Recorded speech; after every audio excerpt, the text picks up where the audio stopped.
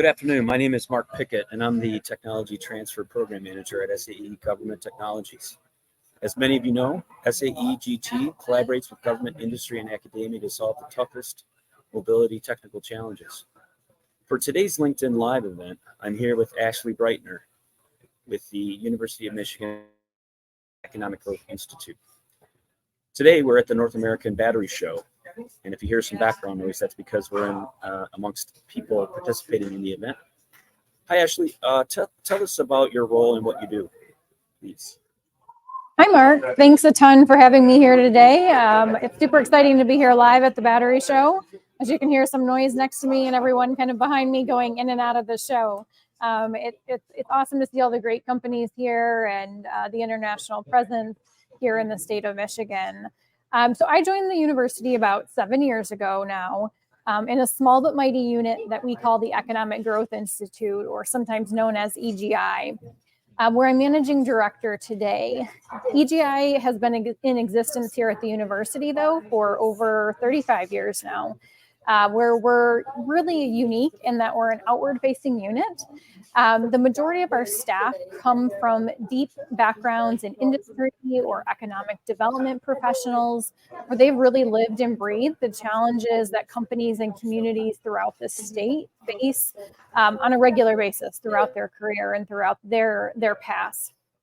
So at EGI, what we do essentially, in a nutshell, is we really work to leverage the great resources of the university to support companies and communities throughout the state of Michigan, while having students working right alongside all of our team members. Each program, in each and every program that we run, to provide them with kind of that real world work experience. So because our team has that kind of boots on the ground perspective of supporting companies and communities throughout the state, in really understanding where their needs are, particularly often the first need we hear when we walk in an employer or in a company is workforce. And because our team is on the road there working to understand the workforce needs, this spring I was also asked to lead as workforce director the new electric vehicle center being stood up at the university. The university is developing a new EV center with an $130 million investment from the state of Michigan. And essentially that EV center is going to have really three main pillars: technology, innovation, workforce development, and education. And we'll be launching a brand new EV center, the actual building, here in the next couple of years that will really be that focal point of EV here at the university. Thank you very much. That's excellent to hear. That electric vehicle center is going to be fantastic. So, we understand one of the focus areas is workforce development. What role will the University of Michigan play?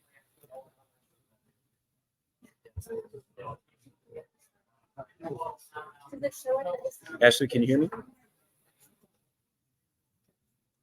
Yeah, so the University of Michigan, we know that we have to tackle this workforce development. I can hear you, Mark, but you're cutting out a little bit. Can you hear me? Yep, loud and clear. Cutting out a little bit.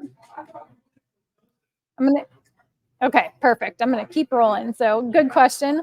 The university knows that we've got to tackle the workforce development for electric vehicles from a lot of different angles, and particularly a lot of different time points. Traditional, when you think about a university, you think about bachelor's and master's programs, and absolutely, we have to be really innovative in that space to meet the changing needs of the employers. But we also have to tackle it from a couple of other different time points. Our PK-12 system is extremely critical to feeding that pipeline into the future of EV. So making sure that those students have experience and exposure to the great resources and technology that we have at the university, and getting out there and supporting them to build that interest. But on the flip side of that, we also know right now there's a huge demand and need for current employers around reskilling and upskilling their current workforce. Every employer we talk with right now, in particular, they're trying to develop training programs themselves, or they're working with partners to make sure that their current engineers or tech are getting the right training that they need to remain resilient in the future, particularly, obviously around the EV space. So, the universities are in a very unique place, we feel, in understanding the challenges between both technology and industry needs. Through many, obviously we're engaging on a daily basis with our corporate partners. And this really gives us that opportunity to foster innovation and design solutions that are going to be meeting the needs now, but also meeting the needs in the future. So likewise, universities are really entrenched in understanding how future generations think, what they care about, what their career path options look like. And so we're in a unique place where, we hear the employer demand or the employer need in the future, but we also understand the needs of our students and those future generations, and being able to pair those two together in a way that's truly going to create a sustainable workforce for the future puts us in a really interesting space and making sure that we've got all angles of workforce development and talent growth covered. Thanks, Ashlee. So while we're on workforce development, maybe you could share with the audience the good news in the context of the Office of Local Defense Community Cooperation. Yeah, absolutely. So this is super exciting news, hot off the press here in the last, just about the last month now or so. Here back in August, we were notified that we received a designation as a defense manufacturing community here for this whole state of Michigan. And this is from, as you mentioned, the Department of Defense's Office of Local Defense Community Cooperation. And the consortium that was designated is called the Michigan Defense Resiliency Consortium. So hopefully it'll be a well-known name here in the future. But this consortium is really composed of industry, economic development, professional groups, workforce development organizations, manufacturing groups throughout the state. And our goal here is to create a critical foundation for energy storage and battery manufacturing that's really necessary to support the Department of Defense's rapid transformation from internal combustion engines to electric vehicles. We know there's a ton of investment going on, particularly in the state of Michigan right now around energy storage and battery on the commercial side. What we really want to make sure is that we're bringing all of these critical partners together in a way that we can utilize these investments and leverage these investments on the commercial side to support the Department of Defense and their missions also. So Michigan will be one of 3 leading states in planned battery plant capacity in North America by 2030.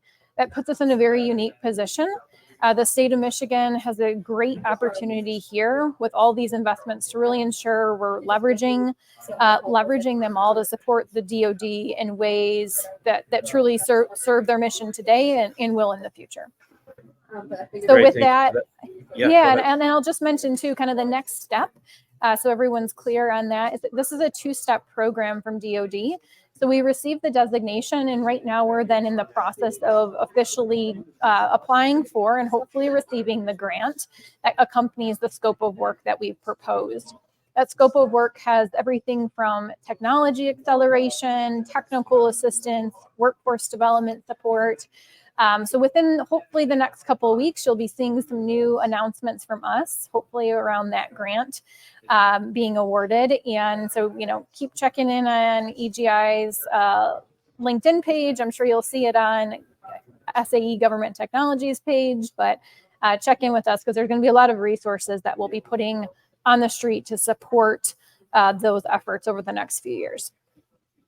Excellent. Well, SAE is certainly excited to support the University of Michigan with this effort in the context of battery standards, curriculum development and delivery, as well as workforce certification. Absolutely. Yeah, we are thrilled to have SAE on board as a partner, and particularly leading that workforce development, standards development, and certification components there. I spent most of my career before joining the university living in standards development and certification worlds, and I really know that the value that aligning industry's needs with the opportunity and the training needs to support it. And then ultimately those certifications that are really critical to showing skills built within our workforce that aligning with industry needs are absolutely critical. So we're super excited to have you all on board. Excellent. So in addition to workforce, what other challenges do you see in the context of energy storage for electric vehicles as adoption expands? Yeah, so there's a couple things I could say that come to my mind there, particularly around kind of EV transition in general, whether it's energy storage, the manufacturing side, battery side, whatever it may be. Supply chain transformation is really big for us. We have historically, throughout the 40 years at EGI, supported supply chains, particularly in the automotive sector. When there's some type of economic challenge or transition happening, and we know that many of the companies that we've supported historically and hopefully will in the future, they're busy fighting fires in the day-to-day, particularly those small to medium-sized companies. They're trying to retain their workforce and keep talent. They're trying to find alternative suppliers. They don't have a capacity to think 3, 5, 10 years out. And so thinking about where their product may be in the future of EV or energy storage, and how they need to transition or may need to transition, or how they could potentially become obsolete, is really difficult for them just to find capacity to do with all the other things that they're dealing with. So these companies unfortunately really need to try to start thinking about it now. Of how can they diversify their products? How can they maybe transition industries? How can they leverage the skill sets of their staff to really remain resilient at the end of the day? So we actually have a program that just launched about a year ago now that in this space called the Supply Chain Transformation Center. And it is out of the Global Epicenter of Mobility. This was a $52 million grant given to the Southeast Michigan region to support just that, making sure that Southeast Michigan is the future of mobility. In this program in particular, the STC program that we operate under this larger grant umbrella focuses on traditional manufacturers. So those legacy manufacturers that have supported the internal combustion engine historically, and components of it or anywhere in that supply chain, how are they going to think about the future? And it provides grant funds and technical assistance to help build that capacity for them to start doing that now before things are too late and then they're struggling. To answer your question, yeah, there's lots of challenges we see when our team's out there on the road every day. Another one, though, that we see often. Yeah, go ahead, Mark. I was just going to add that SAE hears a lot about supply chain constraints broadly, but especially in energy storage applications as electric vehicle adoption expands. So I think it's relevant to note that SAE Government Technologies received a designation themselves as a prime 1 year ago to demonstrate an extraction technology to harvest critical elements from waste streams in the United States. And so there are many critical elements that are constrained because they are sourced offshore or they're controlled by adversarial nations. And so the consortium that we assembled is called S.C.O.R.E, Supply Chains of Recovered Elements. And like I said, it is an effort to source or build fully capable supply chains in the United States and not be resilient on foreign nations. So I just wanted to make that plug about our own consortium. And again, we went through the designation process 1 year ago. Sorry to interrupt. Go ahead, Ashlee. No, that's great. Yeah, I'm super excited to see how S.C.O.R.E and the Michigan Defense Resiliency Consortium will work together in the future. Obviously, you've got the front end of it. We've got further down that supply chain end. So it's going to be a really good synergy. Just in terms of challenges, Mark, the other thing I think of, that we've supported manufacturers with here for about the last 7 or 8 years, particularly is in their challenges around cybersecurity. So whether it's manufacturing supply chain or the EV charging systems themselves, it's really something that kind of keeps us up at night, right? We've run cybersecurity technical assistance programs at EGI since 2017, particularly supporting the Department of Defense's supply chain in the state of Michigan. And I'll tell you, when I think about the number of companies we've supported and how much of a need there is, we've really just put a dent in supporting those companies.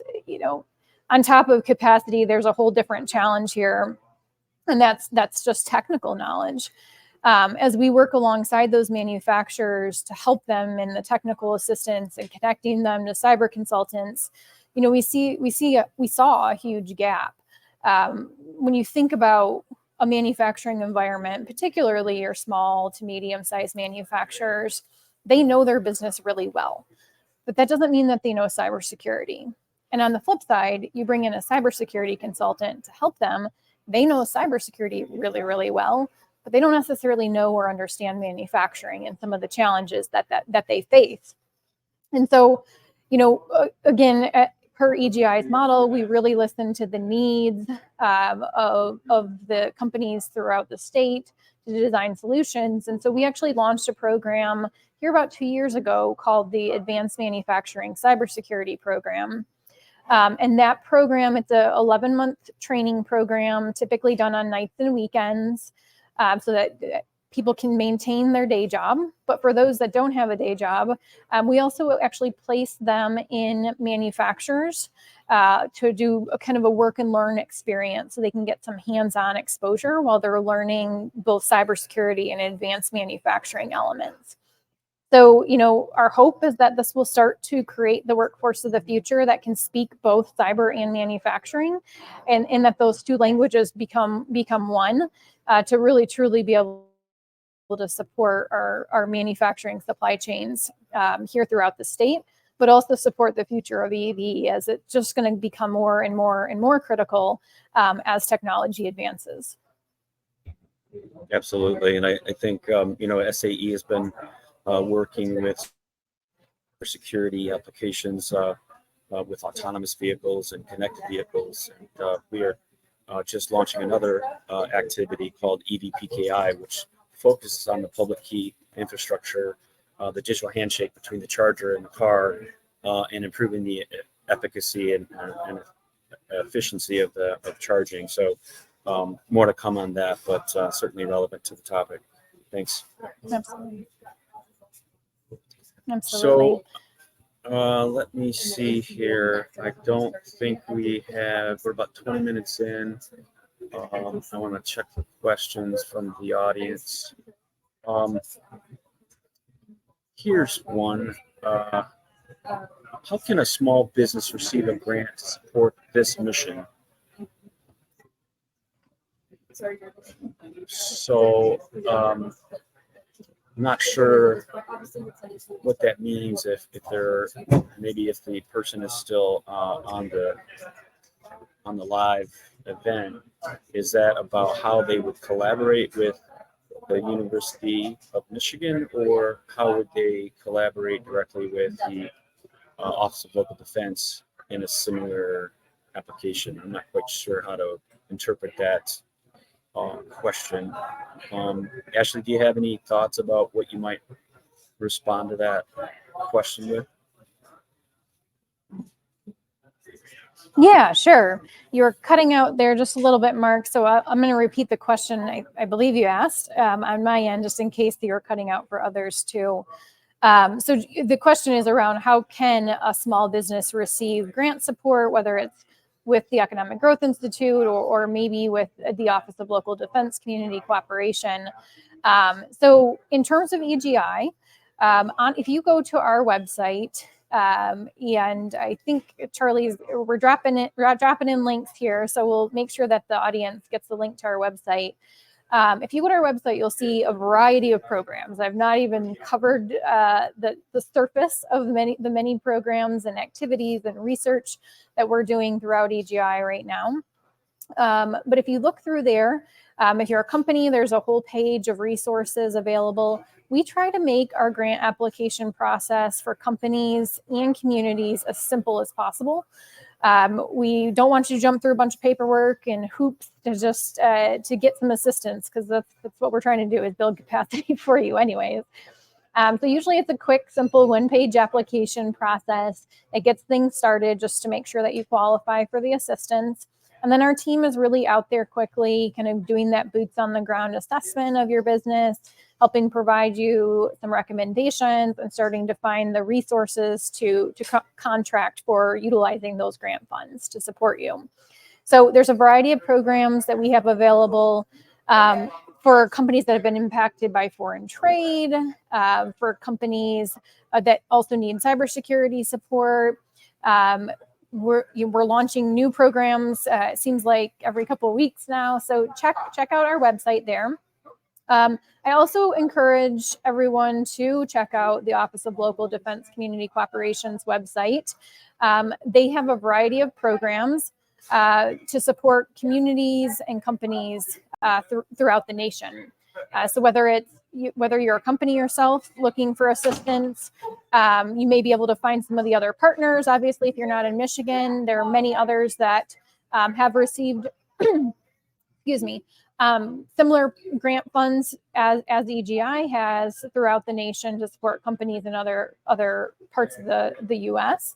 So check out their website, as they often have good resources and links to additional resources there. And I'm sure SAE has a variety of support programs also. Absolutely, and in addition to the professional development that we're collaborating on together for this grant effort, we have university programs and a foundation, and conduct a lot of STEM activities to create awareness in emerging technologies. So here's another question, Ashlee, and I think we might wrap up here in the next 5 or 10 minutes. But is the Electric Vehicle Center and the funding focused at all on recycling, cradle to cradle type of thought process? Yeah, that's a great question. So we, right now, in our strategy planning around the center, so the announcement was just made about the center in May. So we're in soft launch mode, as we call it. We're out there digging with employers right now, particularly tier ones, OEMs, some of the energy suppliers, to understand where are their needs, particularly around the technology side, technology innovation, and then also the workforce development and education side. So I will tell you, we have had quite a few of those meetings here, those deep dive sessions in the last few weeks, and every single employer wants support around the recycling side of things, particularly on the technology side. That's an area where they can utilize faculty expertise, labs, you name it here at the university. So that has definitely been an area of focus that we're drawing into our strategy, which should be formulated here in the next couple months. But also on the workforce side, we know that that's the whole new future for workforce talent pipelines. And so understanding where those needs are so that we can drive the training, support, and programming to have that workforce of the future definitely is an area where we're going to be headed. Great, thank you. Another question is around safety. So every once in a while, we'll see a scorched piece of asphalt on the road or a fire in the news. We know that battery safety is very important for adoption. What's the University of Michigan doing in that vein? Yeah, so as part of as we've started to launch the EV Center here, in particularly this, even though the EV Center is being stood up right now, this is not the first mobility initiative, obviously, the university's had. There are a variety of other programs, institutes, resources at the university. So they are all coming together in a way right now to make sure that when an outside source needs something from the university or has a particular training need, we're a centralized group. From the outside, you don't have to go to 12 different places, right? And I think on the safety side, there's been a ton of work done, particularly through some of the other centers in the past, like and some of the other university centers that we will be working to leverage as we call out our strategy. But we know that safety from a workforce development perspective, because I'm always wearing that hat, is also critical. The future, I was in a meeting yesterday, and they were talking about firefighters for, the future of crash or, accidents with electric vehicles. They're not prepared for that. And what that looks like, and trained in a way they're going to keep themselves and obviously those that they're serving necessarily safe, just because there's a whole nother layer of technical understanding of those vehicles that they need to gain. So safety is something that as we carve out future career path training support, we're not just thinking about your traditional bachelor's and master's students, but it's all those others and other individuals too, that whether it's us through the EV Center supporting, or us supporting from a knowledge standpoint, our ecosystem partners, to make sure that safety is in the forefront of our future. Very important. Safety number one. SAE Government Technologies is part of SAE Industry Technologies Consortia, which is a group of about 12 different consortia focused on different technical challenges around mobility within the SAE ecosystem. And one of the initiatives that we're starting is a battery safety clearinghouse. And so we'll create a neutral, convening, collaborative environment, pre-competitive environment to solicit failure modes from the government and industry, and then shape mitigation strategies that will hopefully produce outcomes for standards. So we're a standards development organization, and so it makes sense for us to develop standards around battery safety to elevate the tide in the space. So we're focused on safety as well. That's great. All right. Okay, questions for Ashlee. Send an email to Ashlee's email address, which is on the screen. I want to thank everybody for their participation. Certainly you, Ashlee, for taking time out of your busy schedule to join us on the LinkedIn Live event. We had a couple of technical glitches, but I think in the end it turned out quite well, and I appreciate the dialogue and the content that we discussed today. So have a wonderful afternoon at the Battery Show. I know I will, and I look forward to collaborating with you as we've discussed in the near future. Bye, Ashlee. Thanks, everyone. I appreciate being here today and look forward to connecting. Thank you.